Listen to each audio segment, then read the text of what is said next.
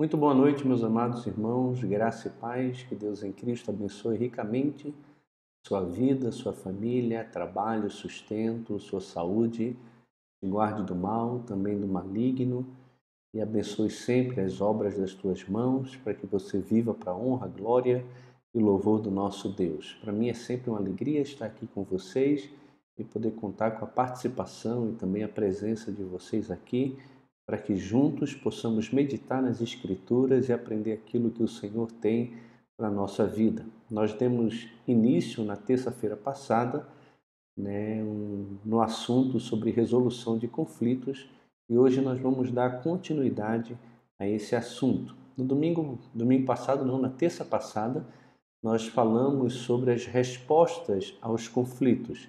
Os conflitos eles vão existir, mas nós podemos responder de forma bíblica, de forma pacificadora, e devemos evitar sempre o terreno escorregadio das respostas evasivas e também das respostas combativas. Se você não viu o vídeo, vá lá, assista, compartilhe também, porque esse é um assunto muito importante para todos nós como cristãos, se queremos, e eu acredito que todos nós queremos agradar a Deus através dos nossos relacionamentos.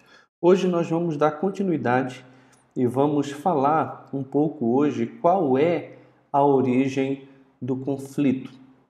Da onde surge o conflito? Só que antes de pensarmos nesse assunto, eu queria que a gente lembrasse um pouco do que nós afirmamos na terça-feira passada. Em Mateus capítulo 5, versículo 9, a palavra do Senhor vai dizer que bem-aventurados são os pacificadores, porque eles serão chamados filhos de Deus. E aqui, amados irmãos, nós temos três verdades que são verdades libertadoras para a nossa vida. A primeira verdade libertadora aqui é que a verdadeira alegria alcança aquele que é pacificador. Todos nós queremos ser alegres e as pessoas do mundo vivem atrás de alegria, quando na verdade a alegria alcança aquele que é, alcança aquele que se identifica com Cristo e com as virtudes dos súditos do reino de Deus. Então os pacificadores, eles são bem-aventurados, eles são verdadeiramente alegres. A segunda verdade libertadora é que aquele que é pacificador, ele será conhecido como filho de Deus. Todo filho ele demonstra características do seu pai, e aquele que é pacificador, aquele que prega o evangelho, que promove paz, que busca a paz, aquele que se empenha por alcançar a paz, será reconhecido pelas pessoas à sua volta como um verdadeiro, como um genuíno filho de Deus. Em terceiro lugar, a terceira verdade libertadora é que o nosso Deus é um Deus que promove paz através de Jesus. Se os seus filhos serão chamados filhos de Deus porque vivem como pacificadores, isso aponta para um Deus que também promove paz. Em 2 Coríntios, capítulo 5, versículo 18, vai dizer que tudo provém de Deus, que nos reconciliou consigo mesmo por intermédio do nosso Senhor Jesus Cristo. Então Deus, para se reconciliar ou reconciliar o homem com Ele mesmo, enviou o seu Filho em semelhança de carne pecaminosa para tratar com o pecado e de fato condenou Deus na carne do seu Filho o pecado, para que eu e você hoje pudéssemos ter salvação, vida eterna e um relacionamento de paz com Deus por meio da fé. Romanos 5:1 vai dizer que justificados, pois, mediante a fé, nós temos paz com Deus por meio do nosso Senhor Jesus Cristo. Hoje, eu e você, que estamos em Cristo, não estamos mais debaixo de condenação, não estamos debaixo de morte, debaixo de julgamento. Nós temos vida, vida eterna, vida em abundância e um relacionamento de paz com o nosso Deus. Então, nada mais natural que aqueles que desfrutam paz com Deus também procurem promover paz entre aqueles que não conhecem a Deus e entre aqueles que já conhecem a Deus, construir de fato um relacionamento de paz, de harmonia no seio da igreja do Senhor. Entretanto, a gente vê que qualquer tipo de relacionamento, principalmente o familiar, ele monta o cenário ideal para o desapontamento, a irritação que muitas vezes acaba terminando em conflito.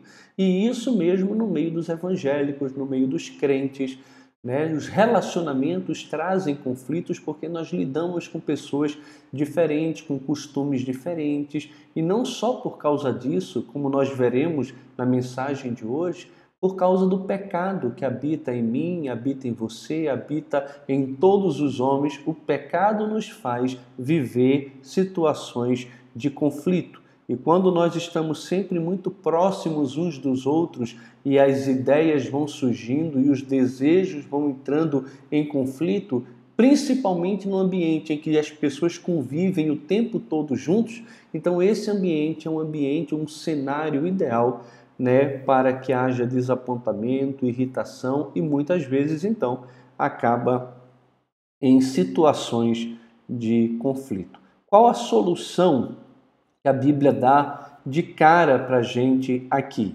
Se encontra em Efésios capítulo 4, versículo de 1 a 3. Rogo-vos, pois eu, prisioneiro no Senhor, que andeis de modo digno da vocação a que fostes chamados, com toda a humildade, mansidão, longanimidade, suportando-vos uns aos outros em amor, e esforçando-vos diligentemente por preservar a unidade do Espírito no vínculo da paz. A solução é um empenho, é um esforço diligente da minha parte e da sua parte para nos revestirmos de humildade, mansidão, longanimidade e uma disposição de suportar em amor os nossos irmãos, uma vez que fomos chamados para estar em Cristo e devemos viver então de forma digna dessa posição e desse chamado, que é um chamado para a salvação. E esse esforço não é para criar uma unidade, mas para preservar uma unidade já existente, que é uma unidade do Espírito, que procura a paz e que está vinculada pela paz que recebemos de Deus por meio da fé que temos em Jesus. Quando a gente pensa em conflito, algumas definições vêm à nossa mente. Eu gosto muito de duas definições que estão aqui, né, que diz que conflito é uma diferença de opinião ou propósito que frustra as metas ou os desejos de alguém. O conflito sempre vai surgir por meio de uma frustração de metas ou desejos que nós temos no nosso coração. Uma outra citação é essa daqui, que diz que o conflito acontece quando os meus desejos ou temores, minhas expectativas ou metas entram em rota de colisão com os desejos, temores, expectativas ou metas de outras pessoas. Tudo fica muito bem quando aquilo que eu tanto quero, né, eu consigo, ou não é questionado, ou as pessoas não se colocam na frente do meu desejo. Agora, quando alguém entra na frente daquilo que eu quero, e então as minhas expectativas, metas, desejos, temores entram em rota de colisão com os desejos, temores, expectativas e metas de outras pessoas, então isso pode gerar conflito, né, entre eu e também a outra parte. Agora, a pergunta que fica é, mesmo diante dessas questões, por que nós brigamos? Alguns entendem que o conflito surge, meus irmãos, pela falta de habilidade, como, por exemplo, falta de comunicação apropriada. Aquele casal briga muito porque ele não é muito sábio na forma de falar. Aquele casal briga muito porque ela sempre grita, ela xinga. E aí, por falta da habilidade deles de se comunicar, o casamento virou uma tragédia, né? Mas nós sabemos que uma ferramenta ela é tão boa quanto a pessoa que a maneja. E habilidades elas não são suficientes. É preciso entender a pessoa que maneja a ferramenta e é preciso procurar saber o que se passa no coração dessa pessoa. Afinal de contas, da onde surgem as palavras que essa pessoa está proferindo?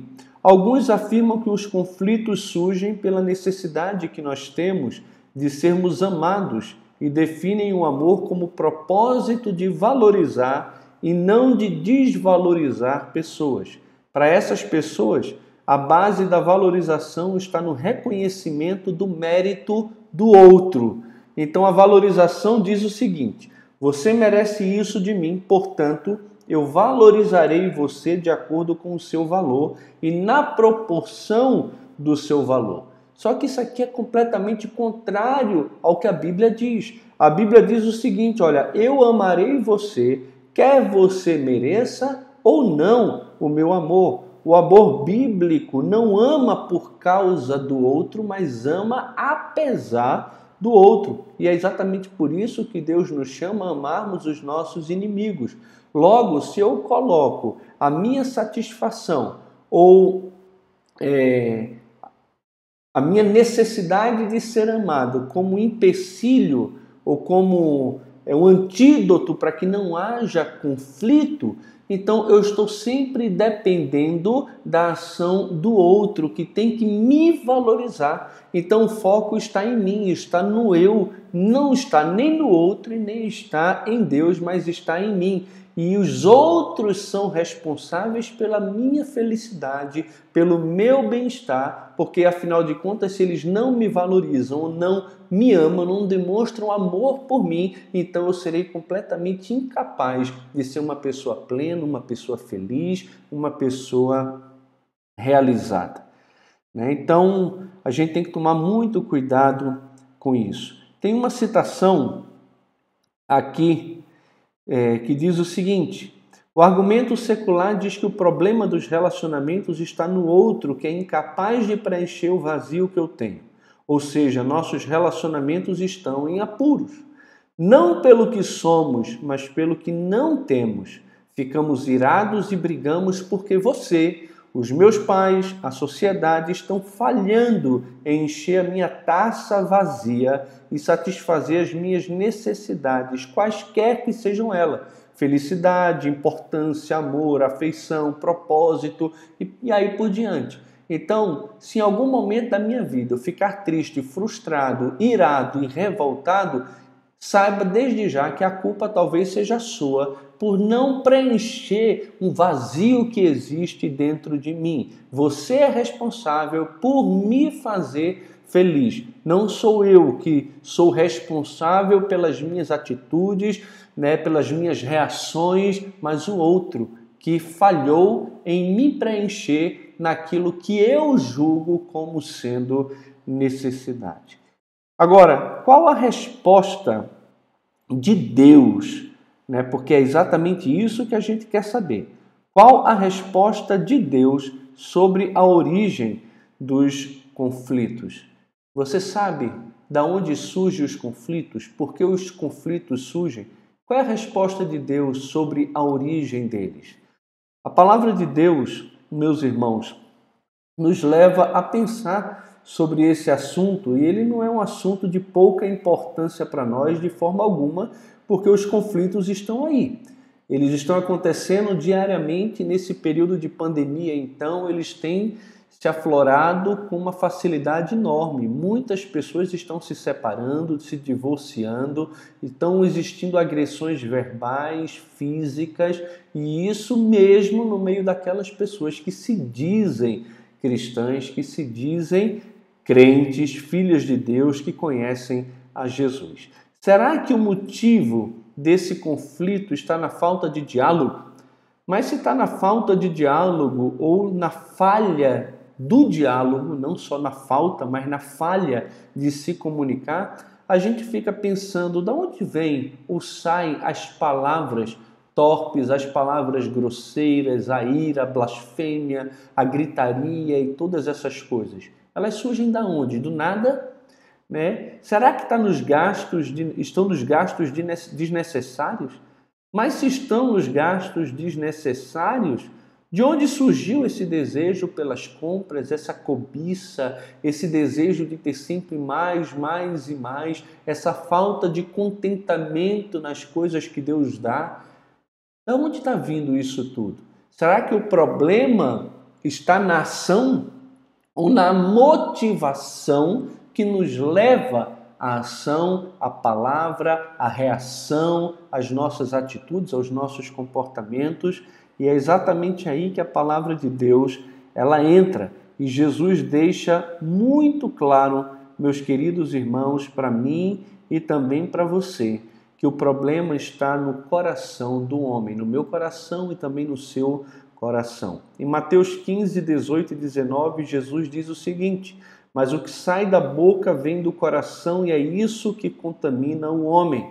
Porque do coração procedem maus desígnios, homicídios, adultérios, prostituição, furtos, falsos testemunhos, blasfêmias. É do coração que procedem tudo isso. Coração na Bíblia está ligado a sentimento, está ligado à emoção, está ligado à razão, está ligado a um homem interior, a todo homem. Então, aquilo que está dentro de nós, a nossa consciência, a nossa motivação, os nossos anseios, os nossos desejos, tudo isso é considerado coração nas Escrituras, e Jesus está dizendo, é de dentro de vocês que procedem os maus desígnios, os homicídios, os adultérios, a prostituição, furtos, falsos testemunhos, blasfêmias, até mesmo a loucura vem do coração do homem. É só a gente olhar nas passagens paralelas a essa, nos outros evangelhos sinóticos, e a gente vai ver um pouco mais aqui de atitudes, de pecados e de coisas ruins que estão dentro do nosso coração humano, do coração do homem, do meu e também do seu. Todo mau desígnio, ele brota de dentro do homem, dentro de mim e também dentro de você. O texto de Tiago, capítulo 4, versículo de 1 a 4, nos ajuda muito sobre esse tema, para entendermos de onde surgem ou qual a origem do conflito. Tiago vai dizer, da onde procedem guerras e contendas que há entre vós? De onde, se não dos prazeres que militam na vossa carne? Cobiçais e nada tendes, matais e invejais e nada podeis obter. Viveis a lutar e a fazer guerras, nada tendes porque não pedis. Pedis e não recebeis porque pedis mal, para esbanjardes em vossos prazeres. Infiéis, não compreendeis que a amizade do mundo é inimiga de Deus? Aquele, pois, que quiser ser amigo do mundo, constitui-se inimigo de Deus. Esse texto de Tiago, ele é extremamente rico aqui para o nosso assunto. A gente vê aqui o seguinte, que a tendência é resolver o conflito ou o porquê do conflito com quem? Por que estão brigando? Você já fez isso? Já falou sobre isso com um dos seus filhos?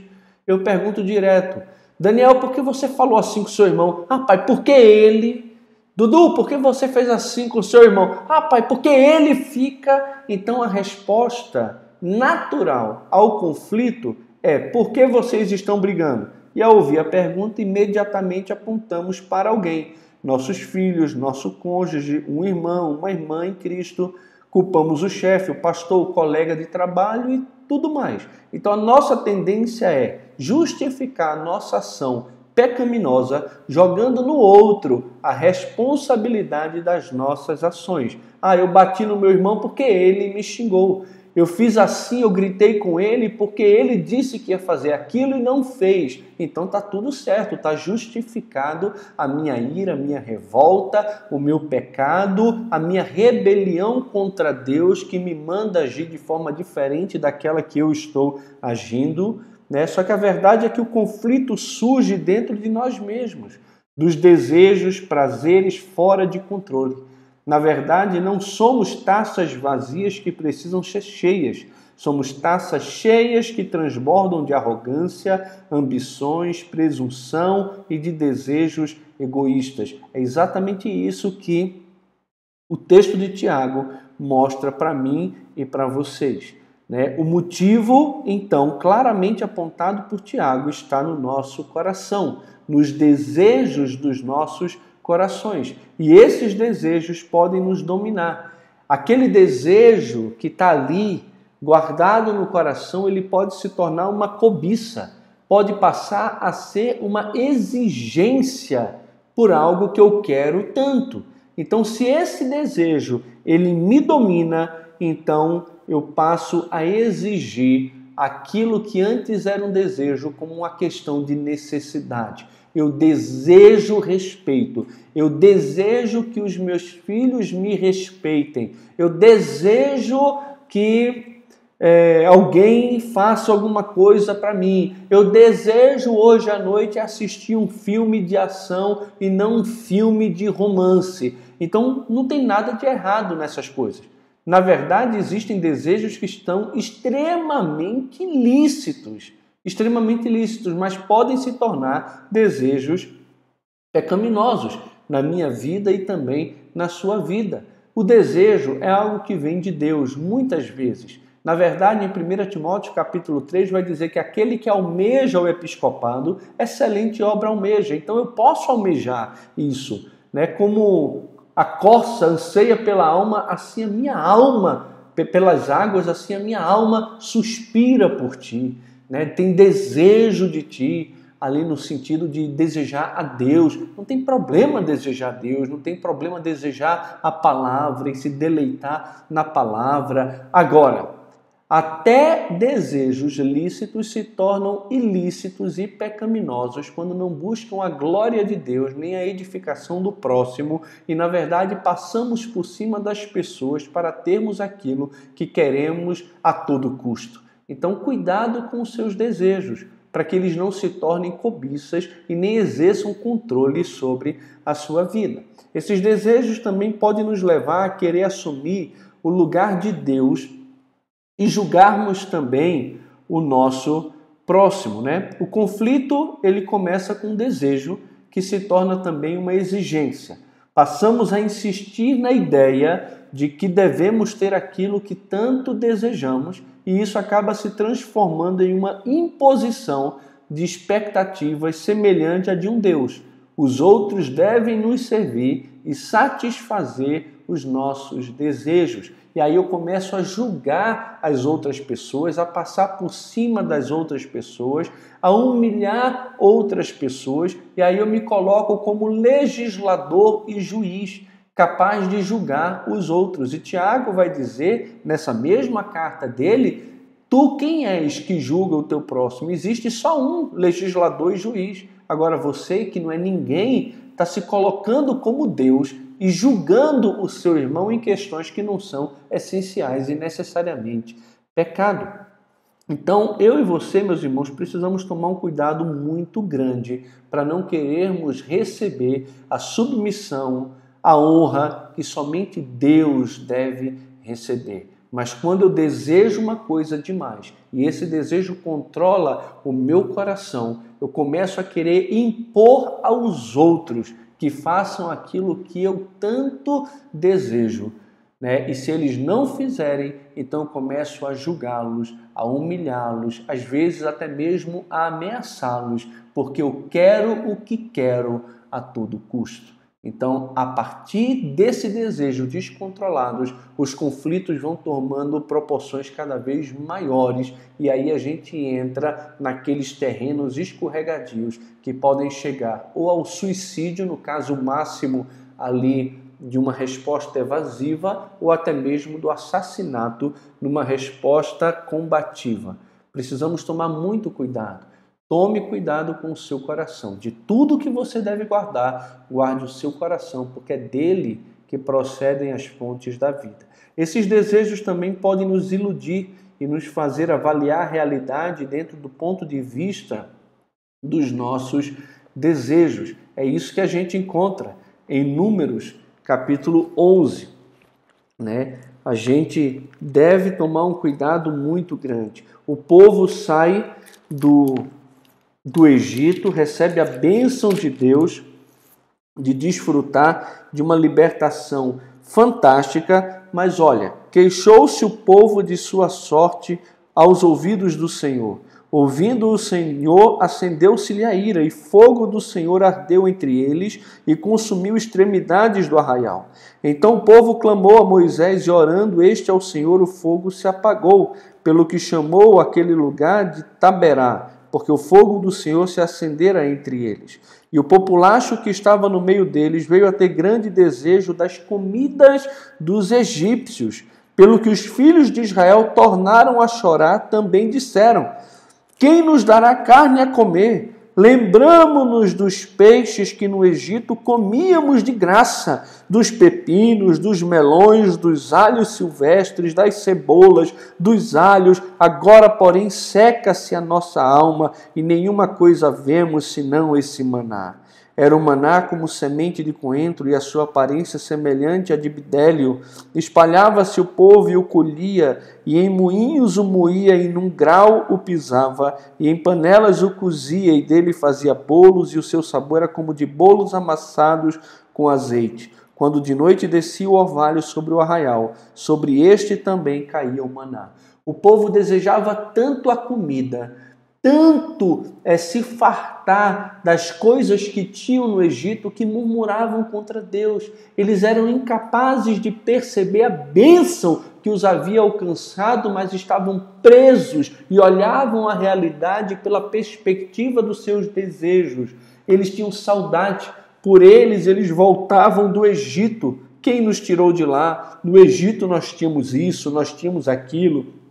Os desejos muitas vezes nos fazem cegos para a opressão, para a corrupção que nós nos encontrávamos antes de sermos libertos pelo Senhor. Então o desejo distorcido, ele impede o nosso coração de encarar a realidade como de fato ela é. Uma pessoa viciada em álcool e em crack, ela não olha para a desgraça que era a sua vida depois de um tempo de abstinência. Você tira a pessoa da rua, você dá um banho nela, você coloca uma boa roupa, dá boa comida para ela, ela passa um tempo naquela situação, mas de repente o desejo que ela tem pela droga, pela dependência que antes ela se via escravizada, pode levá-la a abrir mão de todas as bênçãos do presente para querer viver a escravidão que ela vivia lá atrás. Por quê? Porque os desejos ainda estão controlando o seu próprio coração. Então a gente tem que tomar um cuidado, meus irmãos, muito grande com aquilo que está dentro de nós. Além do mais, esses desejos podem se tornar um ídolo. Tiago, ele não qualifica o desejo, mas coisas boas geram ídolos ruins. Ele não diz que os desejos aqui são os desejos pecaminosos. São desejos, são cobiças, são coisas que nos fazem entrar em guerra com os nossos irmãos, a lutarmos, a brigarmos para termos aquilo que tanto queremos. E isso, quando está em desacordo com a vontade de Deus e ocupa os nossos pensamentos, ocupa todo o nosso ser, ocupa o pensamento de manhã, ocupa o pensamento à noite, suga a nossa energia, muitas vezes arrasta o nosso dinheiro. Então essas coisas podem se tornar um Deus para nós. A expressão que Tiago usa no versículo 4 do capítulo 4 de infiéis é a palavra adúltero. Não compreendeis que a amizade do mundo é inimizade contra Deus? Aquele que se fizer amigo do mundo constitui-se inimigo de Deus. E muitas das pessoas que dizem conhecer o Senhor estão amando mais o mundo do que a Deus. O seu coração se tornou um coração infiel, um coração adúltero, um coração idólatra. Por quê? Porque trocou o Senhor, o manancial de água viva, por cisternas rotas que não tem nenhuma capacidade de reter água. E a gente tem que tomar muito cuidado, porque os ídolos, eles requerem sacrifício de tudo aquilo que nós temos. Da mesma forma que o Senhor exige sacrifício, todos os ídolos na história também exigiam sacrifício, e muitas pessoas, por causa dos seus desejos, estão sacrificando o seu casamento, o seu filho, a sua saúde, a sua igreja, por causa dos seus ídolos, por causa dos seus desejos. Eu me lembro de um filho de pastor, um filho adotado de um casal de pastores lá de Recife, que o filho, por ser viciado em droga, desejar demais a droga, ele acabou assassinando o seu pai e a sua mãe a facada para poder pegar dinheiro ou vender as coisas de casa e então usar a droga que ele tanto queria. Mas muitas pessoas estão sacrificando o casamento, o relacionamento, os filhos, o trabalho, para poder se entregar aos desejos dos seus corações. E quando alguém se opõe àquilo que nós tanto desejamos e que controla o nosso coração, nós então podemos correr o risco de entrarmos num conflito muito sério e destruirmos essa unidade do Espírito no vínculo da paz. Devemos nos esforçar, meus irmãos, para enfrentar esses pecados do nosso coração. Olhe para você, olhe para o seu coração, olhe para o conflito e pare de começar a olhar para o outro, para os erros do outro. Comece a avaliar os seus próprios defeitos, os seus próprios pecados, porque grande parte dos problemas, se não todo o problema, está no seu coração. E você pode crer nisso, pode crer nisso. O conflito revela um sério problema de relacionamento, não entre as pessoas, mas com o próprio Deus. Quando não estamos plenamente satisfeitos em Deus, nos entregamos aos enganos dos falsos deuses. Pecado é aquilo que eu faço quando o meu coração não se alegra e desfruta da intimidade com o Senhor.